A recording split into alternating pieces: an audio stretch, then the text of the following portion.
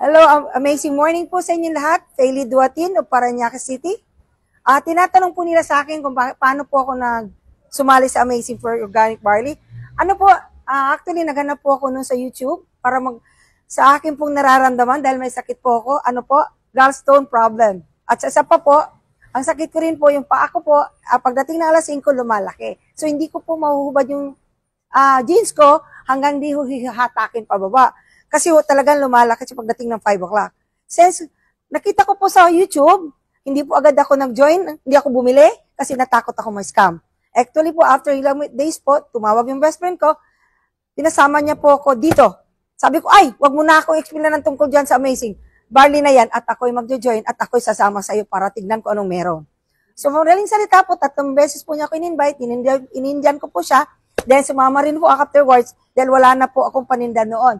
Dealer po ako ng soft drinks sa Parañaque. So, if you're from Parañaque, Bikutan, Sukat, Merville, dealer po ako hanggang Baclaran. Nakikilala po nila ako dahil kasama po ako sa top 50 ng Coca-Cola products. So, ganun po ako kasipag. So, nangyari nga po, nung kita ko to, hindi po ako agad uminom.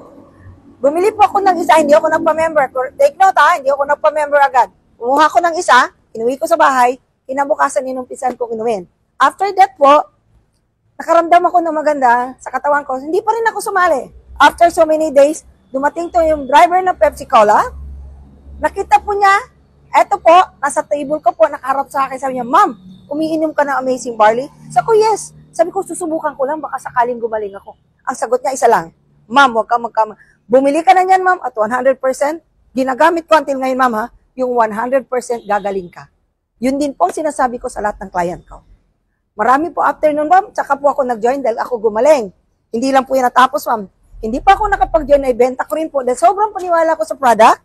Mayroon po akong stroke patient na iniyakan ng aking tao ko sa kantin.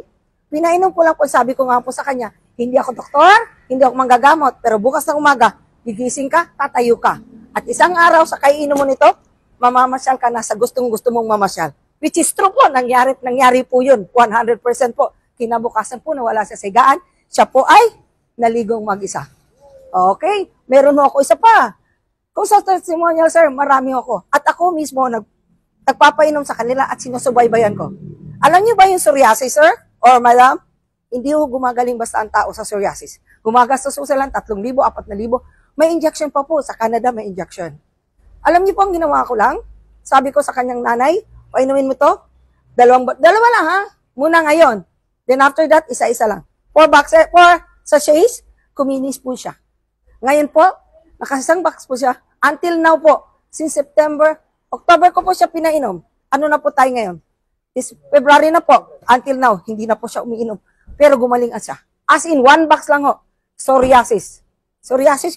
Ma'am, sir, meron pa ako goiter. Ang tawag ng anak nila, hindi na daw po itlog. Pugo na. Lumiit na lumiit. Ako po mismo nagsusubaybay sa kanila. Napakarami ko pong testimonies. Kaya kung gusto niyo po tanungin niyo lang po at marami ko i-share po sa inyo. Until now po, marami. Araw-araw, meron akong bagong testimony.